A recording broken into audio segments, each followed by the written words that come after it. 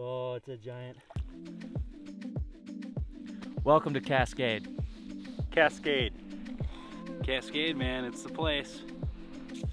Cascade Lake, Idaho, baby. Cascade.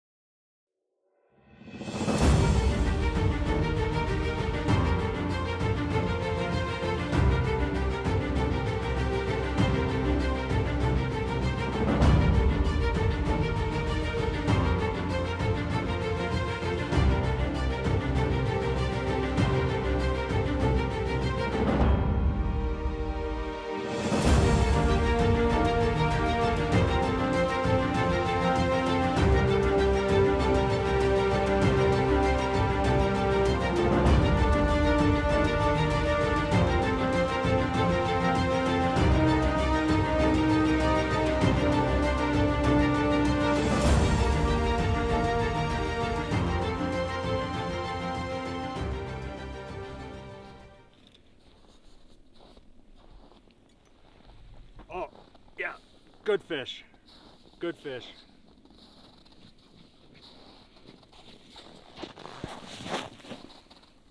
Just crush that spoon.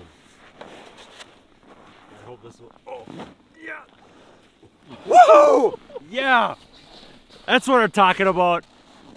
Look at that tank. Oh my Beautiful God. orange fins.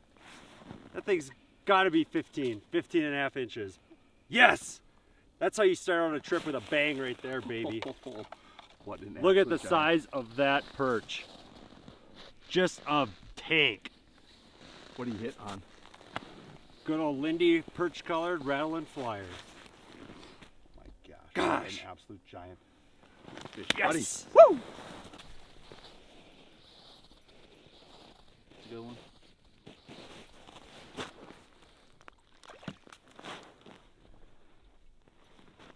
So much fun on the panfish in there. Oh, it's a giant. That's one of the smaller size ones out here. Believe it or not. Jake keeps calling these the pups. Can't wait to see what one of the big ones looks like.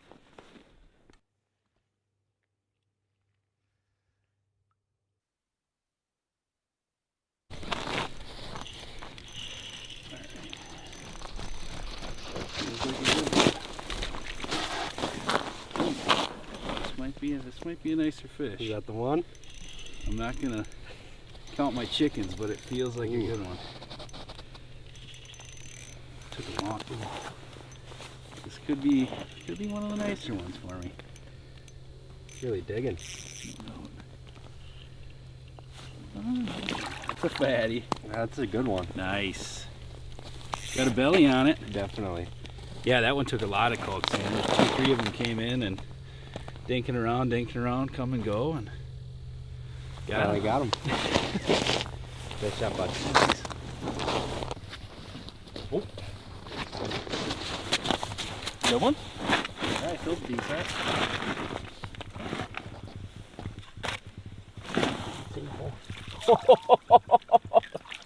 Dude. Alright. That's Alright, a giant. So we had to make a little move. We're out fishing some deeper water here, about 28 foot. Went ahead and pushed into the 12 foot, stuck on the jigging Rat, and got us a decent one here. We have a low pressure day. We've got a big front coming in tomorrow, and so we think these fish are really starting to fire up. And hopefully they continue to fire up throughout the rest of the day, and we can pull in a couple more of these. Travis Billmar here with JT Outdoor Products. We just made a move. Oh, there we go. So anyway, we're on a kind of a sunken road here. There's like a sunken bridge out here. We just made a move. We had a couple marks right away. It was decent.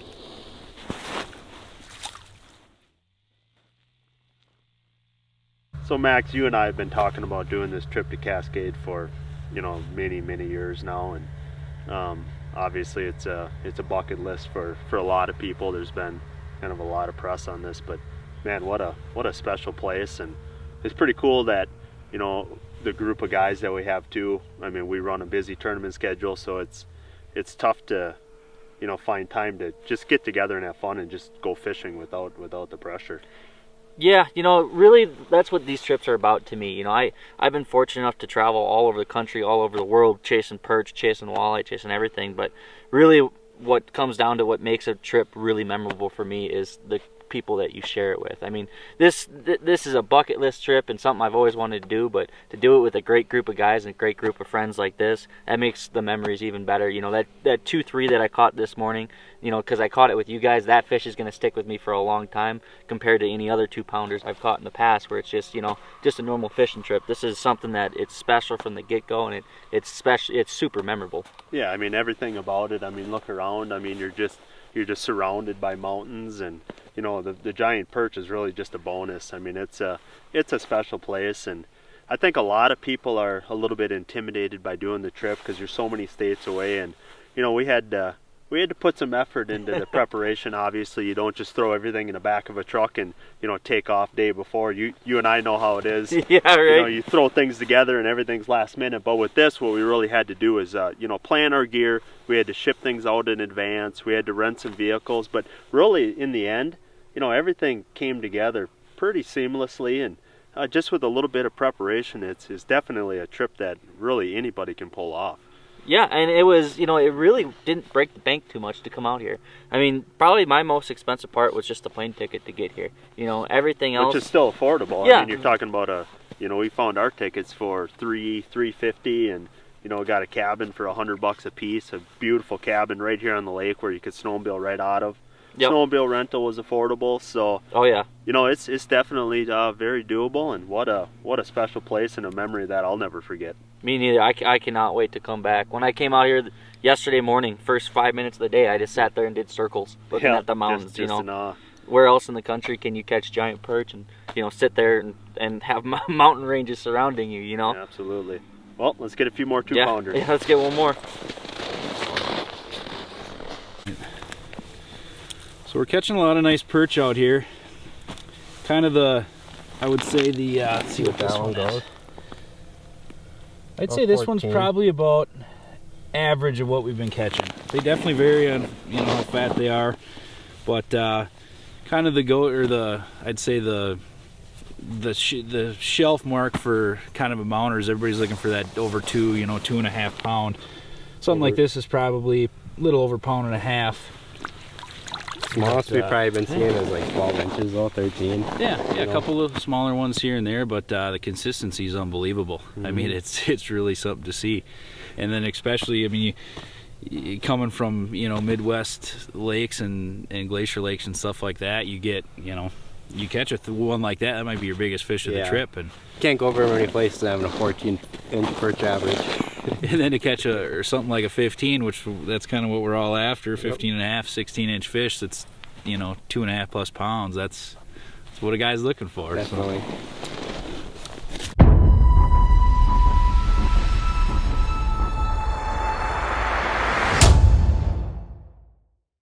Just wanted to talk a little bit about the equipment that I'm using, and then how we're using the graphs to locate this fish. I'm using a Vexilar FL28. It's been a critical tool.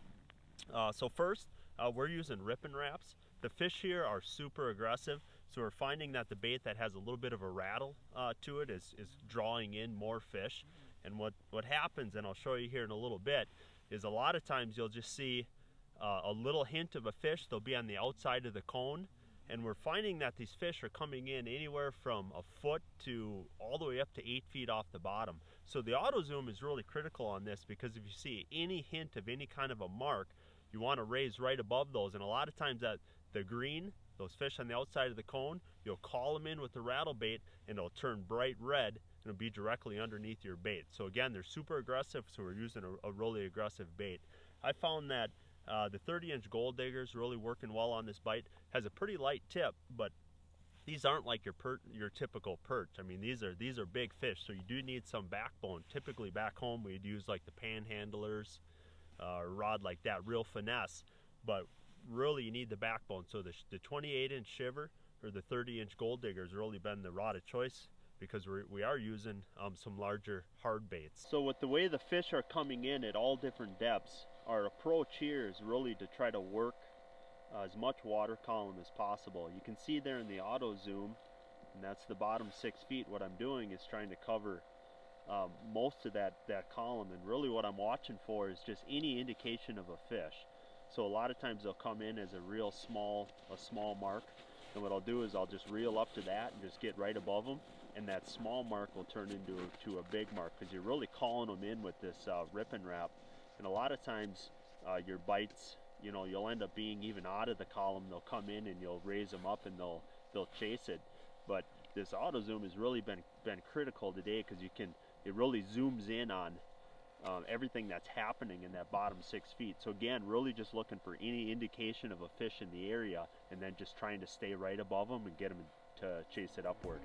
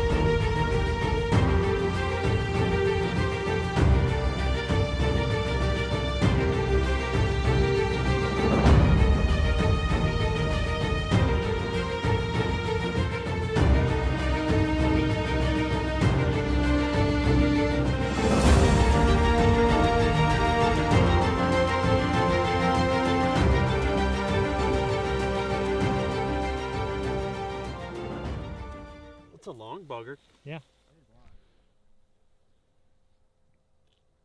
Cool. Late season. I love it. Yeah. So Matt, are you gonna kick it off and then we'll answer? Yeah, but Okay. it was actually a really good moment there, and you guys just, as soon as you heard the beep, you guys stopped talking.